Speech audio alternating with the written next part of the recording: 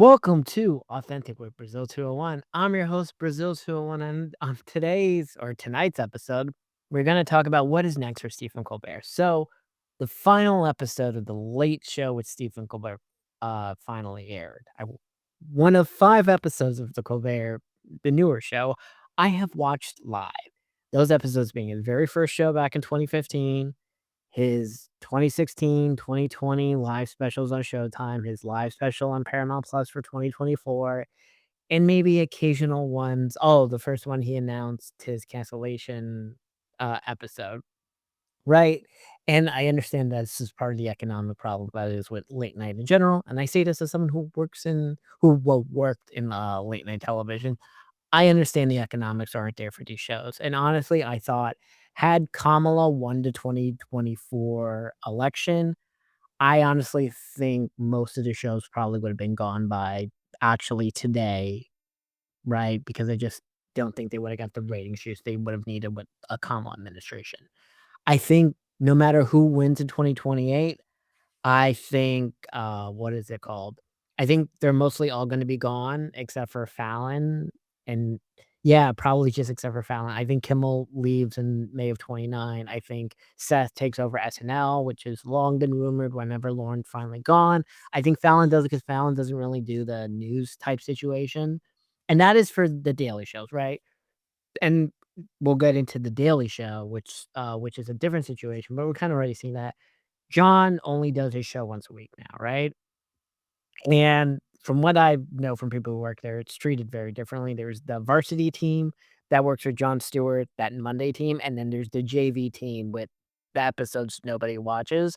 And I do think that eventually is that The Daily Show will just become a weekly show with Jon Stewart and we won't get the JV crew anymore.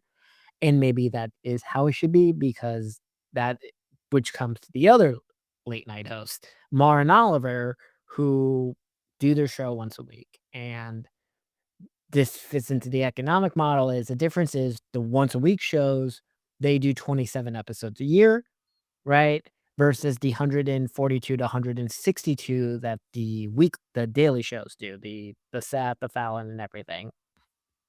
Um What is fascinating is Colbert Show ended, and I have to say, what a beautiful finale. I remember when the Colbert Report ended, and I was, like, really upset when it ended because, well, it was we knew that, what's it called? That what's it called? Steven was gonna come back in September, right? And then they announced Jon Stewart's show was gonna end. Remember, it ended right before the first Trump debate in August of 2015, and we knew that all Stewart was gonna be on, Colbert's new show. We're in a very different dynamic now 10 years ago, and I think what's gonna happen is, yes, Steven's writing the Lord of the Rings movie, is I think Netflix because Netflix has tried talk shows, right? We do have the Letterman show, which comes which are interviews that come sporadically once every 8 months, right? He drops 3, 3, 3, right? They tried the Mulaney experiment for 2 years in a row with 6 special episodes weekly.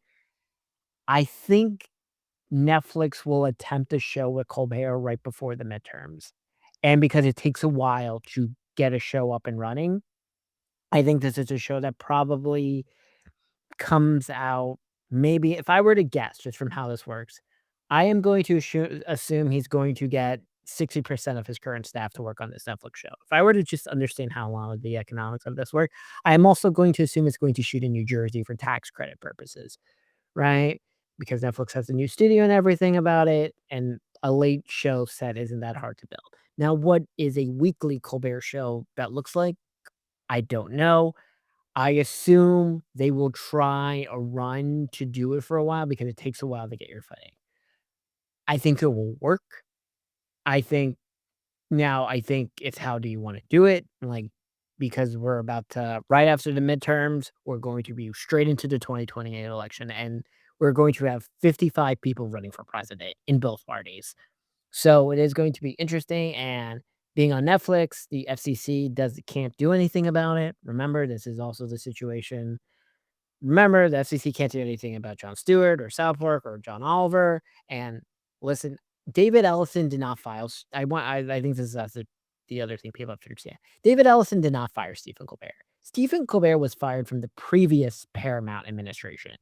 He was fired from the Sherry Redstone administration. Now, is it possible probably true, right, that in order for the Ellison deal to go through, Sherry Redstone had to fire Colbert? Most likely. Okay, that's just realistic because Ellison is a TV guy, and I think this was a thing. I think would he have also fired him if Trump said the deal's not gonna go through unless you fire him? Similar to this, I'm not gonna let you buy Warner Brothers unless this happens, right?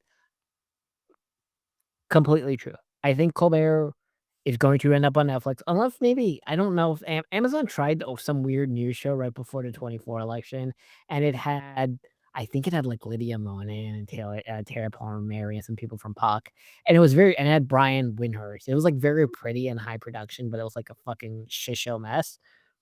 I think I think we'll get a Colbert type show on Netflix.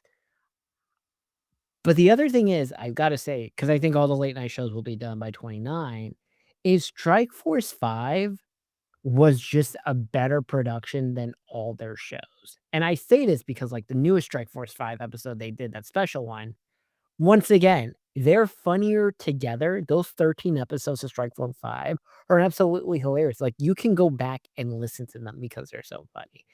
And I think, like, whenever they're all done with their shows, I hope they do that because 'cause they're really funny together, and you kinda bring it in, like, I enjoyed it when, like, also they had the episode with Jon Stewart, they had the episode with David Letterman, and all of it. I understand they all hate Bill Maher now, but whatever, and I it is what it is, but it is like, look, when Trevor left The Daily Show, right, um, Trevor's back with his podcast, which is kinda like a talk show, right?